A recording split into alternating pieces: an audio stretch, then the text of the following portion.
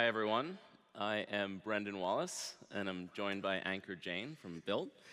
And we're actually going to have two interviews, I think, of probably two of the most iconic CEOs, and certainly the most successful CEOs in all of PropTech.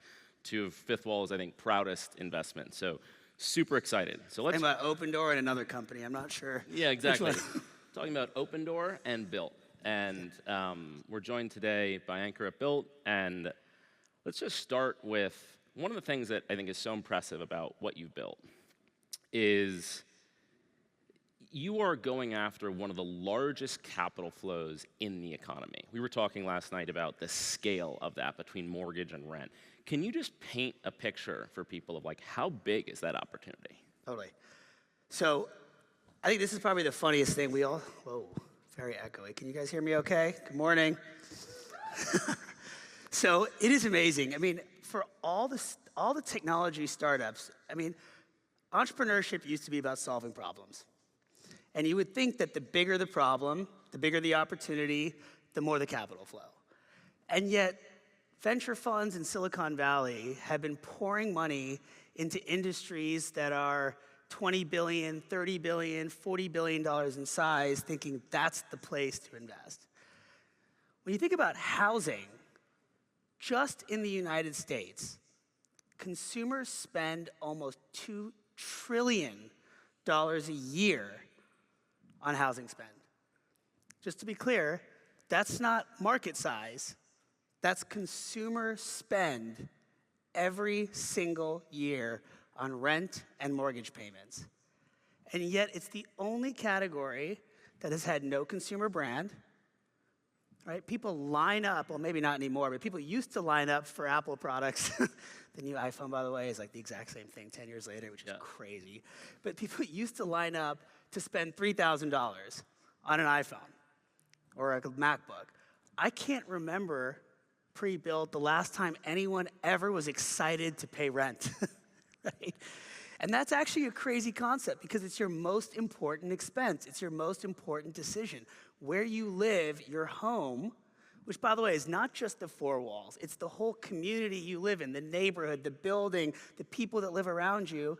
And yet we've never thought of that as a customer, a consumer brand and opportunity. $2 trillion a year of spend, just to put that in perspective. And why is that? Like, what's your thesis and why that was such a neglected category? I mean, I think it just goes back to like the maturity of every industry, right? In real estate, for the longest time, everything, and by the way, to this day, still at the core of your financials, the way you raise funds to do a development, the way you get financing, the way you trade properties, everything ultimately comes down to your revenue per square foot and then a cap rate, and it's fairly straightforward. And in a world where there's a shortage of housing, candidly, you haven't had to think so much about residents as a consumer of your product because you could fill units. I think a bunch of things have changed. Namely, it's more of how can you generate more value for your property, not just how do you meet the baseline. And you can create more value for the property by creating more value for the resident. And that's something you saw in hotels, in airlines, in consumer electronics, in every other category. And I think what's been really fun is over the last 5 years, we finally brought that to housing, where I mean, we started with this, but like, it's crazy. I sometimes even laugh, it's so absurd, but you'll see online, people for the first time are looking forward to rent day, right? Because now with Bilt, you get rewarded every month. You're building your credit. You get access to all sorts of benefits and perks in your neighborhood. It's fun. And I think that's something that has just been missing from such an important category that we all spend a lot of time in. One of the things I've always wondered about real estate as a category is it's this massive industry. And the major incumbents seem to, at least historically, have been really bad at building brand and building an intimacy and a trust with the consumer, the renter, or even the mortgage payer. And I'm curious from your perspective, you've now introduced all these solutions that I think allow them to do that. And the process, Bilt has built this amazing consumer brand. Is it that real estate owners didn't have the tools to build a brand, or they just didn't know that they had to? I think first of all, I think there are a lot of great real estate companies that have built amazing brands. And I think the challenge is at the end of the day, most real estate companies, and this is where we changed the way we approached housing, right? I go back to, when you think of housing, I can't tell you how many companies have tried to build a resident app or a housing platform or whatever it is. The reality is, like, how often do you wake up and go, I can't wait to open up my resident app? You know? No one thinks that way. And we keep trying to force this on customers. The reality is most people, at most, go to their portal to do a monthly payment and to file a maintenance complaint. Right? That's pretty much it. And 40% of people, 30% of people have auto pay. They never even go. How are you going to build a brand when your customers are only engaging with you at most once or twice a month? And I think that was the flip. So for those of you who don't know, Bilt today, obviously people know us for rewards on rent, but the platform that people are using is the largest housing and local commerce platform in the country. And what we did is we said, for a property, if you start with thinking this is people's biggest expense, let's reward them in that once a month moment you have with them. Let's make this so delightful, right? We're gonna give them airline miles, hotel points. We're gonna build people's credit. We're gonna give them access to local experiences just for paying your rent on time. It's fun, right? But the second thing is that we're gonna connect you to your neighborhood. Because even though you pay rent once a month, you're going to your local coffee shop. You're going out to eat. You're going to your local pharmacy. You're going to your local Soul Cycle, your Barry's Boot Camp, your local gym, your local grocery store. And if all of a sudden, as a resident of Related, a resident of Avalon, a resident of Equity Residential, as a benefit, when I walk around my neighborhood, they know me, and I get benefits, and I get special perks, and they have my card on file. I can walk into a restaurant and say, hey, just charge it to my apartment building. Right? All of a sudden, your neighborhood is like your private members club. You feel special, and that attribution goes back to your property every day, multiple times a day. And that changes the experience and the stickiness of living in that community. It also creates a new revenue stream, because all of a sudden, your revenue model isn't limited to revenue per square foot. It's the entire local commerce, which is 80% of people's spend outside of housing happens within 15 miles of their home. And so Bilt is connecting these local businesses to the residents as part of their home experience, making the property brand relevant every single day. And then the third part is leasing, right? Think of it like top of funnel. And what's exciting is once you build a consumer brand like Bilt, I mean, we now have millions of people every single month that pay their rent through Bilt, and when they're looking for the next apartment, are looking for where else can I find a property in the Bilt network to continue getting these benefits in my neighborhood. So now we become a machine not just to help people drive on-time payments, build their brand, create daily engagement, create new revenue, but we can fill units like this. Right? When we put up a new unit on our platform, we have so many captive customers looking for homes in the network that we can drive leasing so much faster and reward customers for choosing to continue leasing. So it's amazing when you think of housing as just the four walls and just that once a month app, you're really limiting your power. And I think it's not that people haven't built great brands. You build a great brand in your building, you can have it, but you can't build a great lasting brand unless you touch the customer enough times for it to matter. And I feel like you have built on two fronts, probably one of the fastest growing companies in our ecosystem, that being first on the consumer side, 5 million users today, right? A little more than that now, but yeah. So like massive user base in a very short period of time. And now 1 in 4 apartment buildings in the US are using Bilt. Yeah, so what's super, just to cut on that real quick, we launched in 2022. But as you guys know, no startup happens overnight. We've been working on this since 2019, just pounding the pavement. And you guys all know how hard it is to get industries to try new things. I mean, it took us 3 years to get the first property to even test rolling out Bilt. Then it took us a year of going through pilots to get people comfortable with the platform. But once they saw it, and once people started to hear from their peers, we've now scaled 1 in 4 multifamily properties are running on the Bilt platform. Starting next year, 1 in 7 US mortgages will be fully run end-to-end on the Bilt platform, right? So the scale in just 3 years is huge, and yet that's still such a small fraction of such a large market. That's what's so wild. And obviously with this transition now, this growth engine around mortgages, what are some of the ways that I'm sure the corollary of like what you're doing in rentals applies, but what's different about mortgages and what is almost offering more potential to Bilt from mortgages? So one of the reasons we didn't go into mortgage up front, right, is so much of what we bring to the table is the local neighborhood ecosystem, right? So when you think about Bilt, we have a two-sided network. We have housing, where people, again, we're running the full leasing and loyalty platform. Every resident makes their payments, whether you pay by bank ACH, debit card, cash, credit card, all of that runs through Bilt, and you get rewarded every month, and you get rewarded in your neighborhood. But the other half of the ecosystem is our neighborhood ecosystem. And that is hard to build. You're talking about becoming the guest experience and loyalty platform for local merchants at scale.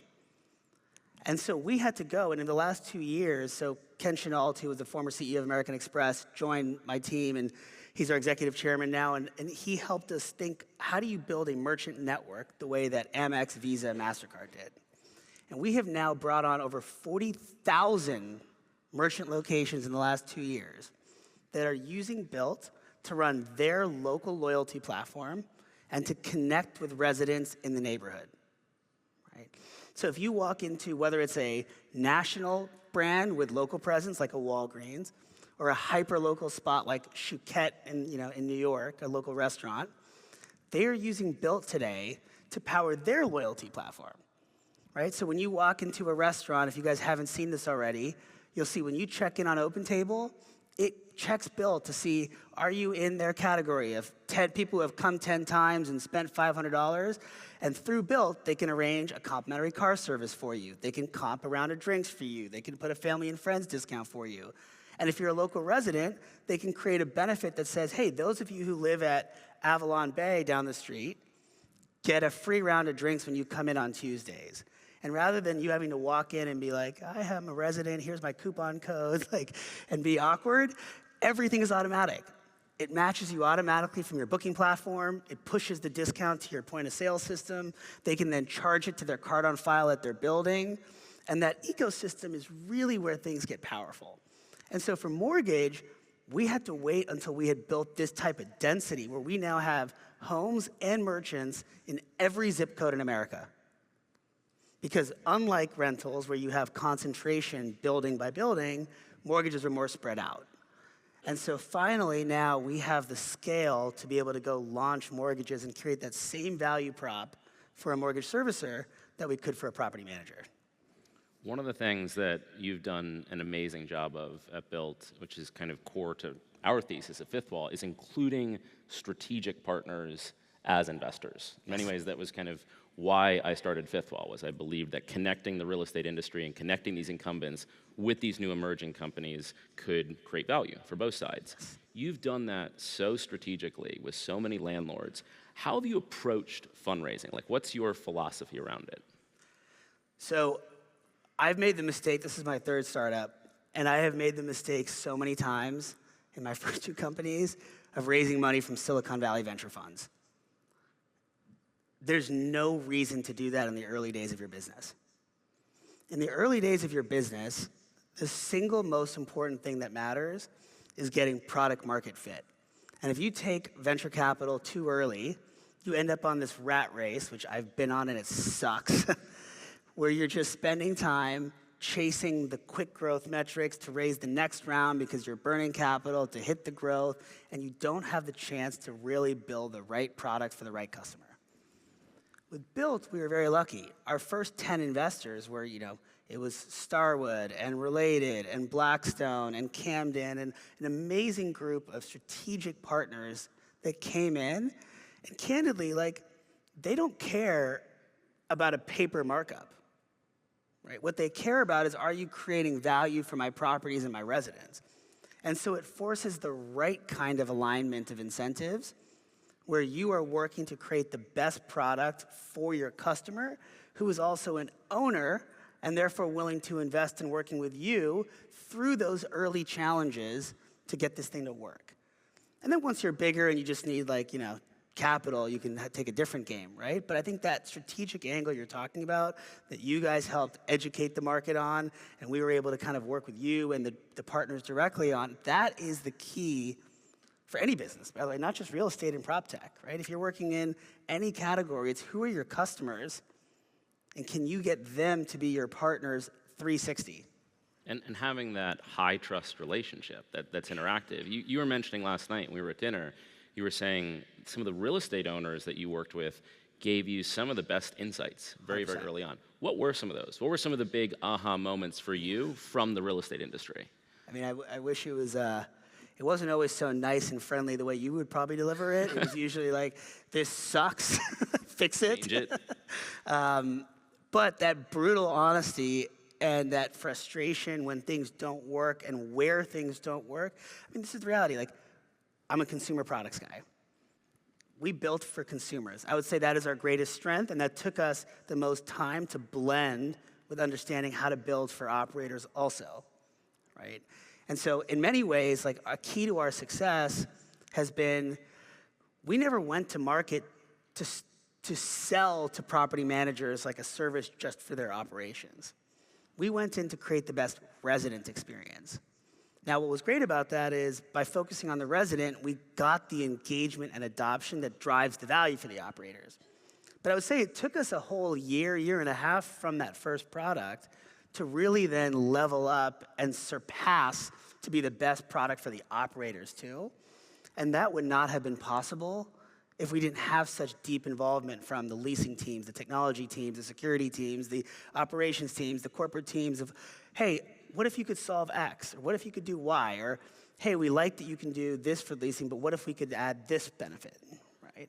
And all of a sudden, you start to aggregate these ideas. And what I love about the housing space is even though all these property managers somewhat compete, they also all collaborate on how to bring innovation to the market.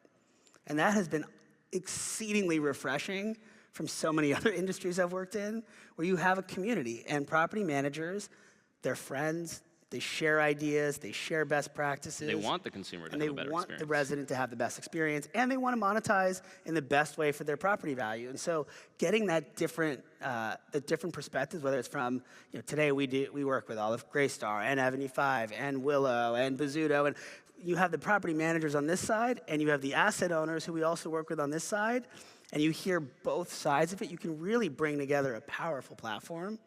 But again, we were never, because we were resident focused first, right? I mean, you know this, like a lot of software in the real estate world is not the most customer friendly. And it's because they're only talking to the operators about the 1,000 features that they need. And so being able to have the customer-facing focus and also then the operator has allowed us to create this kind of consumer product that's easy to use and an operator product that works for their needs. So you built this platform that just in the last day as we've been talking about it, I've seen and you've explained to me so many dimensions of value that weren't intuitive to me. Like a priori, I just wouldn't have seen them. Obviously, investors see this. You just did your last round at just under $11 billion, so clearly investors know how valuable this is. From where you sit, what's the dimension of your business that you wish people understood better? And what's the dimension of your business that you're most excited about? I mean, look, first I'll say, one thing I learned from my past startups is it is so tempting to chase the media story and make sure that all of us in this room understand your business and what it is. But the reality is, as long as your customers love it, people catch up on what this is eventually, right? And our business has evolved. Right? We tried launching the properties first. We struggled. We went direct to consumer with a credit card product. We then pivoted from the card product in 2022 to become a true leasing and loyalty platform for property managers. And then we've evolved into a local commerce platform from there. Some people know all that. Some people don't, right? I think over time, as you just go about your daily life and you see it, every restaurant, it says it's part of the Bilt Neighborhood Network, and every Walgreens is part of the Bilt Neighborhood Network, and your local fitness studio is part of the neighborhood network, and the 1 in 4 multifamily buildings. Like the market will catch up, right? So I'd say that's just one thing I've learned over time. I'd say what I'm most excited about people getting to experience is the connectivity as all these pieces are coming together. Like, it is so cool as a customer when I get to go test now. I mean, you walk into you move into a building, and that property can say, for all new residents that are moving in between this date and this date, I want to welcome them by treating them to a dinner at a local restaurant and send them a car to move in on their move-in day. We're integrated into all the car service providers. Just by setting up that campaign once, that customer automatically gets a text. They can have a car pick them up. It brings them to their new home. When they go to the local restaurant and they check in on Resi or Open Table on 7 rooms, they get a text message. Hey, welcome to your new Bizzuto home. We have a dinner's on us tonight, right? It creates that delightful moment at the restaurant. The restaurant gets to continue their operations as it goes. When they're ready to check out, the bill is closed out to their point of sale. It's automatically charged. The restaurant can then say, wow, we're seeing a lot of business from this Bizzuto property. We're gonna offer a benefit to all their residents so that every time they come in, they get 10% off, and it auto applies to the check. And then they want to send you a gift to your home, and we have a home delivery white label provider who delivers things to the home directly on behalf of any merchant or property. And so that connected ecosystem, all of a sudden your home and neighborhood starts to feel like a resort, where you check in at the hotel desk and they say, hey, your room's not ready, but you can go check out our restaurant and it's on us, we have a $100 credit. And you may want to go check out the gym facilities and the spa, and everything is connected. All of a sudden, every home is now connected to the neighborhood. And I think that's the part people are now just starting to experience with our platform, and it's the most exciting, fun thing I've ever gotten to do. So last question, Yes. because we're low on time, and there's a lot of PropTech entrepreneurs in the audience. In 2 or 3 sentences, what's the best advice you would give them? So, God, this thing's hard. This business is hard. I'll start there. All of you know this. It is so hard. And I think all of us struggle and have struggled with getting people to try new things. Change is the hardest thing. The inertia and momentum thing is a real thing, right? And so given how hard it is to get that initial momentum, I would say anything and everything you can do to align interests with your first set of customers is worth it. Don't be greedy. Don't be short-term thinking. Give your first 10 partners the world, right? And it will pay itself back in dividends. And I think so many times we optimize for early valuations or this or that. Like, it doesn't matter, right? Because getting off the ground is so hard. And if you can de-risk that, do it all day and night. Well, Ankur, thank you so much for offering your insights, and congratulations on Bilt. Such an amazing success. Thanks for having me, guys. Thank you for joining us. We'll take a fun picture of everybody.